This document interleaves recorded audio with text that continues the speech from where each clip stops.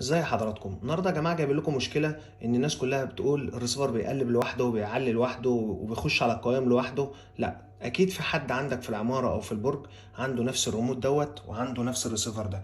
يعني الريموت البلوتوث ده يا جماعه بيقلب على اي ريسيفر من اي مكان، لو انت واقف في الشارع بيقلب، لو انت في اوضه تانية بيقلب. طب عشان نلغي الحركه ديت ويبقى الريموت دوت للجهاز الريسيفر بتاعنا ده، بس نعمل ايه؟ هنضغط يا جماعه على زرار الاوديو اللي في الريموت ضغطه طويله ما نسيبوش. تمام.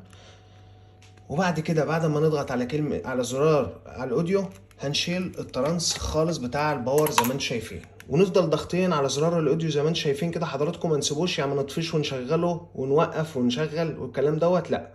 تمام. وهنجيب الترانس بتاعنا ونحطه تاني بالشكل ده كده، واحنا ضاغطين على زرار الاوديو زي ما انتم عارفين. تمام. الجهاز هيفتح قدام حضراتكم دلوقتي، وهيبقى الريسيفر او الريموت دوت للجهاز ده بس.